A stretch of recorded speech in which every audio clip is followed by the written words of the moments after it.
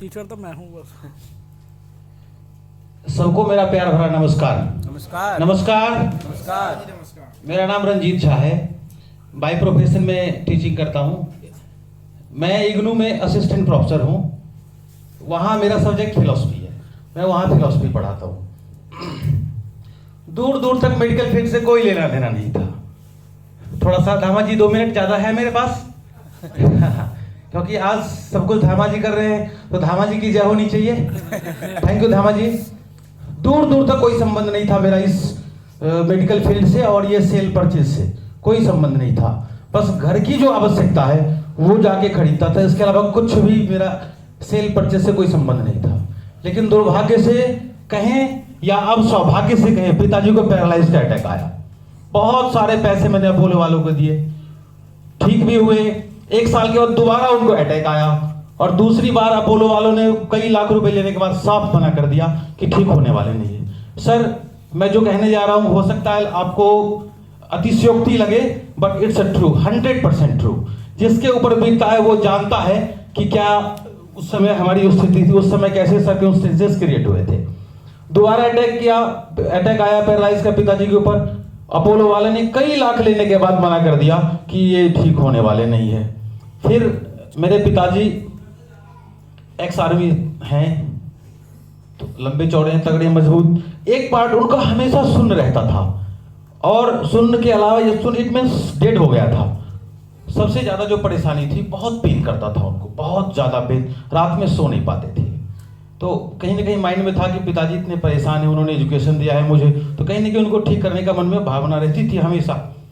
तो एलोपैथ से रिटायर होने के बाद जिसने जहां जहां सुझाया, साउथ में या इंडिया में कहीं भी, मैं वहां जाके उनका ट्रीटमेंट कराया। रामदेव बाबा जी से भी मिला, लेकिन कुछ भी फर्क नहीं पड़ा। थोड़ा आराम होता था लेकिन पेन में कोई रिलीफ नहीं था।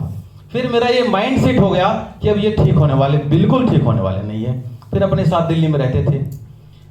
4 अप्रैल 2015 को मेरे पास एक डॉक्टर साहब आए, क्वैक थे, हमारे सीनियर। उनके लिए चाहूंगा कि एक बार ताली बजा दीजिए आप लोग, कि उस समय तो मुझे लगा कि पता नहीं क्या लेके आए हैं, लेकिन आज मैं हृदय से आभार व्यक्त करता हूं उनका कि इन्होंने इतना सुंदर चीज मुझे दिया जिससे मेरे पिताजी बाद में चल करके ठीक हुए।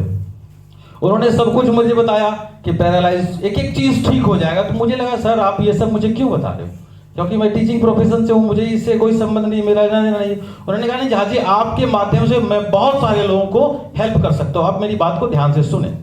मैंने सुना। उन्होंने कहा कि kidney, liver, lungs, muscles, cartilage, cancer सब ठीक कर देंगे। मैंने कहा कि मेरे पिताजी को पैरालाइज है, आप पहले उनको ठीक करो।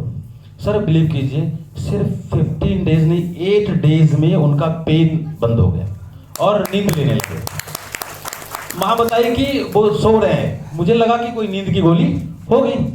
लेकिन मैं देखा कि 15 दिन के बाद जो डेड स्किन थे ना, ब्लैक पड़ा हुआ था, वो धीरे धीरे हटने लगा और लगभग 1 आध महीने में वो धीरे धीरे सीधा भी होने लगा। इट मींस कि लगभग 6 महीने में कंटिन्यू उत्साह से मैं उनका और डोज बढ़ाने लगा।